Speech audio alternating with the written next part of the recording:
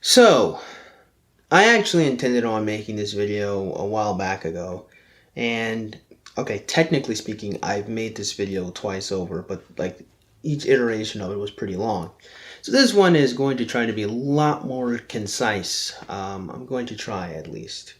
The reason why I find it to be a really pertinent video is for two reasons. One, there is a lot of, I guess you could call, red pill aware women that, I'm going to be 100% honest with you, I'm not entirely sure are really conducive to like solving anything. Not simply because a lot of the time what it really seems that they do is just kind of just repeat talking points that a lot of us would have already been privy to, but most of the audience they usually gather are men who believe it's a breath of fresh air for them to even speak upon this topic. They're not actually women that really can be courted, because a lot of the time they're like married, so they're just absorbing a lot of attention and they're not really ever saying anything that is really helpful or like conducive to, well, anything, usually. And this is actually a rather great example. In fact, Miss Rebecca, which again I'll be going over a couple of times, is a fantastic example of this, where she says a lot of, I'm sorry to say, nothing. And when she does say something that's a bit, interesting, it's interesting in this sense, which I'll be covering. In the sense where she could have done something very worthwhile that would have been helpful for young ladies, but she didn't.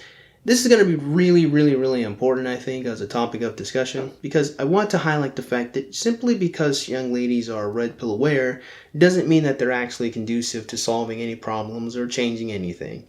Now, Rebecca's video is a rather interesting one. You'll see as we go through it. So let her take us away. She's going to read the Reddit post that she herself is responding to.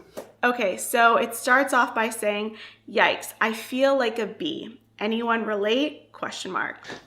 No matter how many times I watch this video, I always still find it really odd that she feels the need to enunciate the question mark.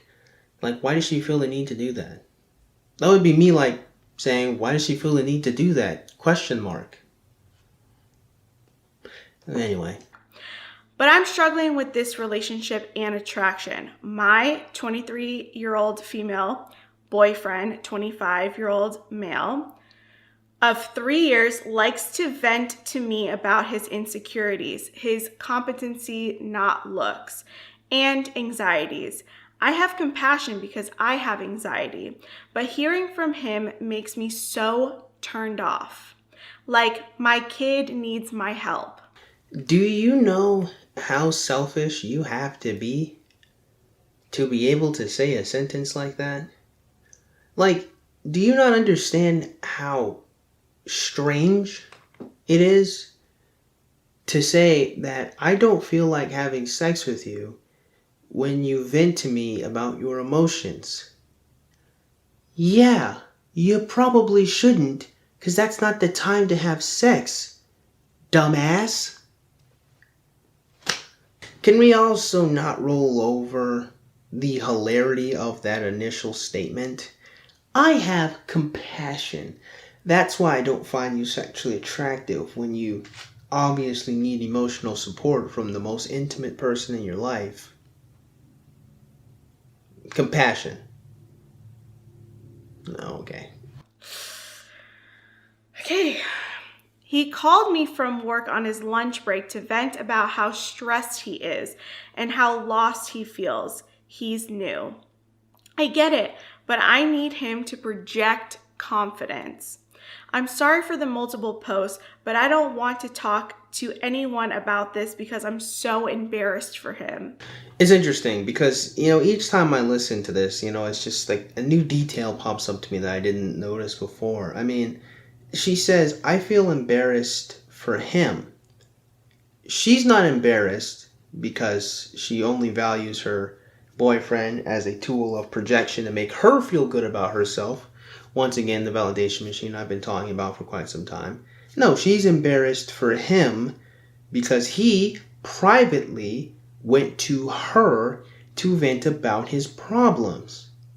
She went publicly onto the internet to ask for advice about the fact that her boyfriend has problems. She's embarrassed for him.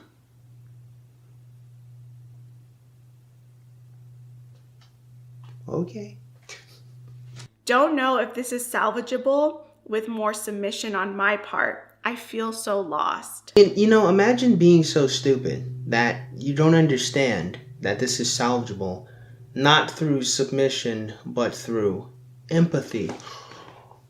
Maybe, now just maybe, your boyfriend needs help currently, and you should help him. Because, perhaps I'm wrong, but you love him, you care about him, you want his life to be better. Perhaps it would make sense that you table your desire to get some penis for the moment and help him feel comfortable. Remind him of all of his skills. Tell him that he's great. Tell him he's got nothing to worry about. Tell him that you've got his back. Is it not befuddling that a woman, for some odd reason, can somehow walk away from a man being upset about something thinking to herself, wow, I don't want dick from him?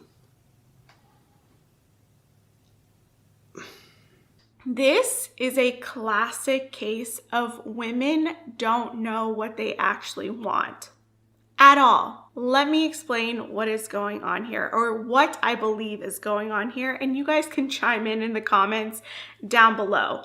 But what I suspect has happened is she expressed to her boyfriend at some point in time, or many points in their relationship, that she wants him to be more vulnerable, for them to have deeper conversations, and for them to express themselves deeply and have these emotional conversations. Now, in all actuality, it really doesn't matter whether the woman's asking of the man to be more emotionally vulnerable was prompted or unprompted. The very nature of having an intimate relationship, particularly one that's sexual, probably would necessitate that at some point in time you guys be vulnerable. You guys are physically vulnerable on account of the fact that you have sex with each other. Do I really need to explain complexly the nature of that? I hope at this point we're all intelligent enough to recognize why that would make you particularly vulnerable. But more to the point than that, or more accurately to what I'm trying to convey here, is the fact that having a relationship that's intimate like this kind of requires that you will be emotionally vulnerable. I mean, having any type of friendship would require that at some point in time.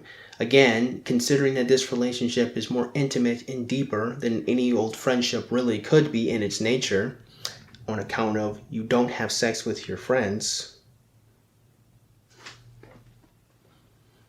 it is a bit befuddling, or really strange to me, that Rebecca doesn't call out this woman for being out of her ever-loving mind, for even caring or even considering her vagina's juices flowing when her boyfriend, someone who is a human being, needs help.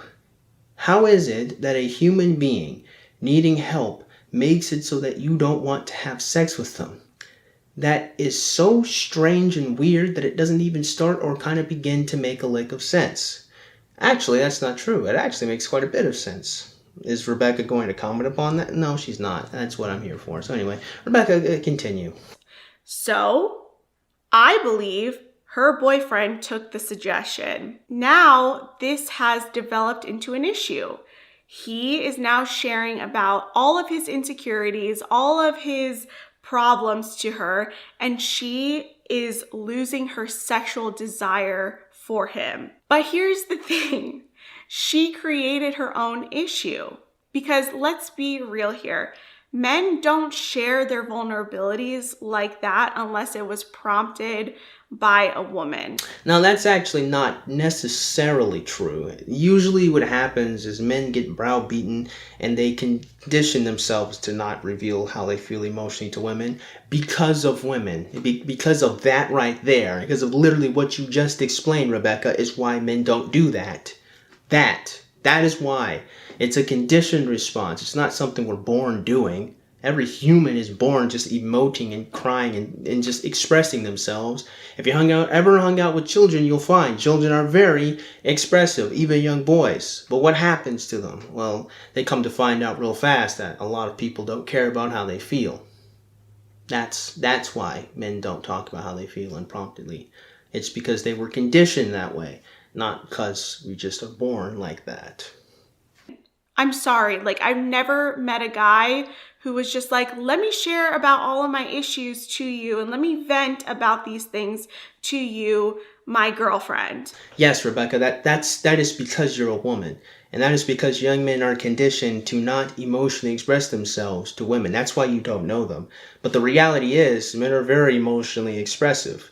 You just think that they're not, or you just think that they don't do it improperly because they've been, again, socially conditioned to not talk to women about how they feel. Why is that? That right there.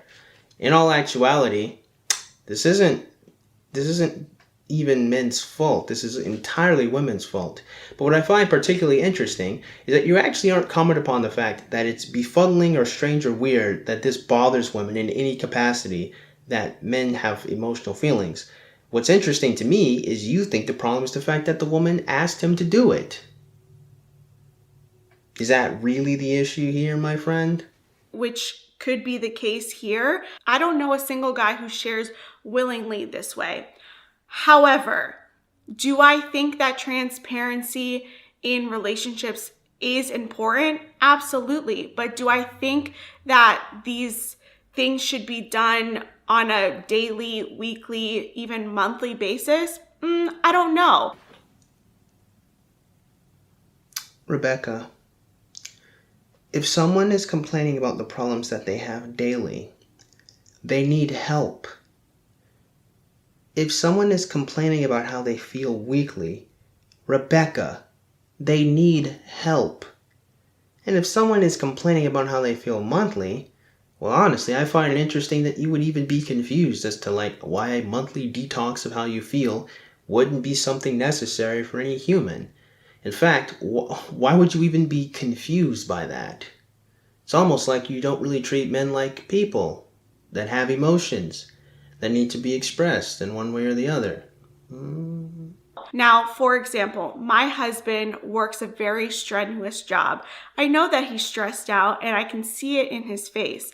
He has accountability partners. He has male counselors. He has male mentors that he can conversate with and have these discussions with.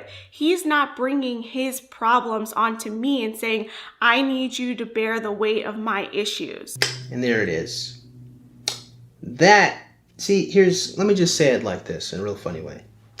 Having women be red pill aware doesn't change the fact that they're modern women. It doesn't. They can talk all the livelong day about how much they like being a housewife, how much they like traditionalism, how much they dislike feminists. They can say it all the flippy doodah day. But when it comes to the actual moments where you need to treat men like human beings, where are you? In other words, where's the actual virtue of having good relationships with human beings? Where are you? And to me, you know what that says to me? That her husband's not a human. At least she doesn't perceive him as a human. Or rather, it might be too harsh. She does not accept or understand what deloading, what emotionally releasing your feelings are like. Of course, she understands it from her point of view, probably because she's a woman. She probably does all the time. But she doesn't understand that when you are the closest person to another human being, you should not disrespect how they feel. And someone telling you how they feel, it's not always them asking you for solutions or putting the burden on you. To be quite honest with you, here's what it is, and the reality is. She cannot separate the difference between being relied upon and being called upon. Meaning that sometimes people aren't asking for solutions about how they feel. Women understand this very, very, very clearly. But sometimes they need to be heard. They need to be supported. Sometimes they just need to be told sweet nothing. Sometimes they just need to know that you care. And sometimes that is enough to get them going. That's enough to get them to continue to fight and continue to search for solutions. Sometimes I need that. I mean, not recently, but like years ago, even I need that sometimes. It's a fact of being a human being. And I find it very interesting that as men, we accept a lot of things from women. That's actually not even befuddling. But what's interesting is the fact that Rebecca cannot even split the difference and believes that her husband being stressed at work is a burden to her. Well, of course it's a burden to her.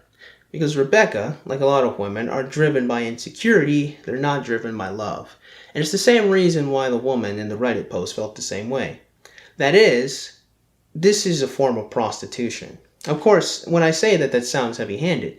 But essentially, much like I've explained in past videos about Pavlovian conditioning, what a lot of women do is they trade their sexuality for security.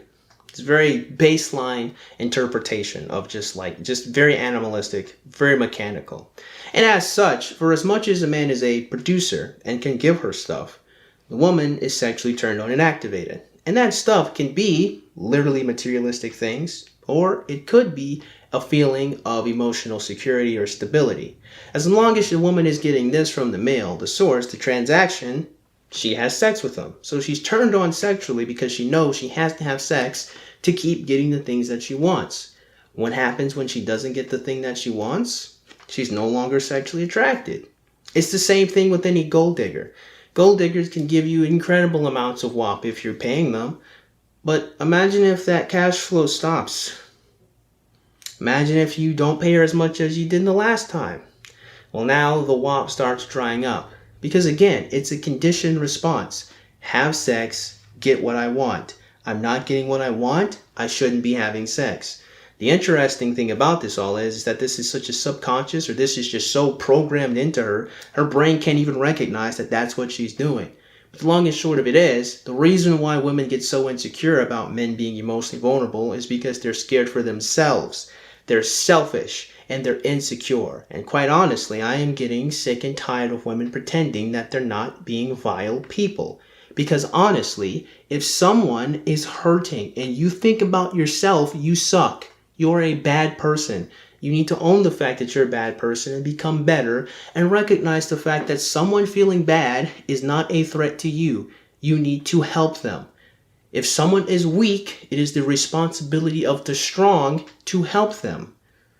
And if we're not supposed to treat women like human beings, then we probably shouldn't be in relationships with them from start to finish. And if women aren't going to treat men like human beings, we probably shouldn't be in relationships with them from start to finish. And then the human race should die. And it can be one gigantic mistake of the cosmos that we ever came to be. Is that what you guys want? Of course not. So can we stop pretending that women are human beings that can think and feel and change and grow? Because as long as we keep accepting the fact that women are just supposed to just not care about us emotionally, they're going to continue to do so. And honestly, it's just dumb and stupid and dumb and also stupid and really dumb and very stupid. And also, how about this? Dumb. For a woman to ask her boyfriend to share with her transparently, this is, again, a classic case of she doesn't know what she wants. No, this is a classic case that she's a prostitute. And she only cares about her boyfriend so much as he can make her feel good. Her having any responsibility to make him feel good is irrelevant. That's not a part of the deal. That's what you should be upset about, Rebecca, not the fact that the woman asked the man to talk about how he feels. She should do that. That's her job as his girlfriend, the most intimate person in his life currently, probably should care about him feeling bad. Again, Rebecca continues to try to force this framework, when in reality, what Rebecca should be saying, at least directing it towards women, that your husband or your boyfriend is not two separate people. He's one person that expresses themselves in different situations. He's not mutually exclusive to be able to project strength and security, and then sometimes be weak and need help. That's what happens in life. If you're unsure, if you're in a new situation, you can't express confidence in its nature by definition. That would just be delusional.